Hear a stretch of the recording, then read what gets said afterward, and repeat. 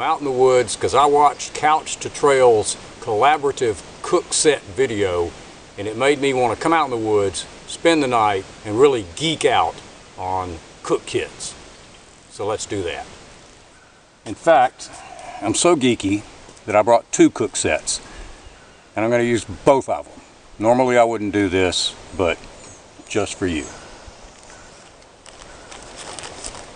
Coffee mug, because I like a dedicated coffee mug for my coffee. Other than that, this is two complete cook kits in a Reflectix container. Cook kit number one. For those days when I've been really bitten by the ultralight bug, this is what I take. DIY Foster's pot, cut down with the ring installed. I believe the ring came off a tuna can or something, and a V8 stove. V8 stove, Foster's pot, windscreen. That's it. There isn't anything else. Boil water, pour it in your coffee cup. Cook kit number two, which is my go-to, is the Fancy Feast stove and the Imusa pot, and in a fit of ultra light-headedness, I cut the handle off. But essentially the same thing. Stove, cook pot, windscreen. That's it. I like a little bit of redundancy. I don't normally bring two pots, but I often bring two stoves. And it all fits together like this. Koozie, Imusa cup, windscreen, coffee cup, Fancy Feast stove, V8 stove,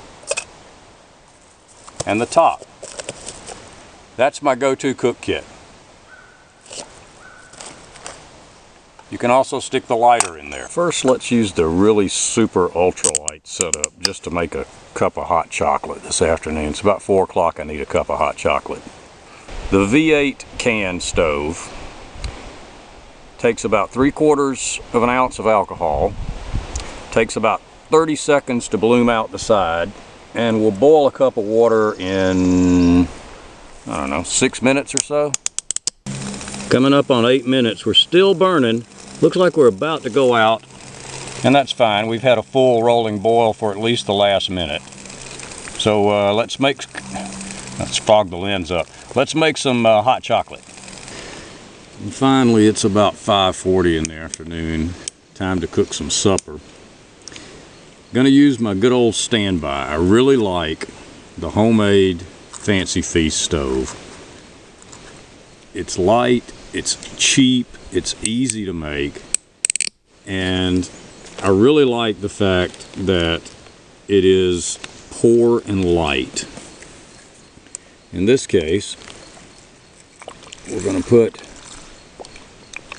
a full ounce of alcohol fuel in it. Pour the fuel in, give it a second or two to sort of soak into the batting, the fiberglass wick, and then just light the outside. Flame spreads all the way around. You don't have to wait on anything. Take your Imusa pot, put it on there, and we wait for that bad boy to boil. And by the way, supper tonight is courtesy of Jack's Drink Water. This is the bean bark soup. I've made this 3 times now. I've loved it every time. Directions are easy, simple, and best of all, it's very, very tasty. I'll show you how we make it as soon as the water's boiled. 5:15. That's 5 minutes, 15 seconds, and we got a full rolling boil.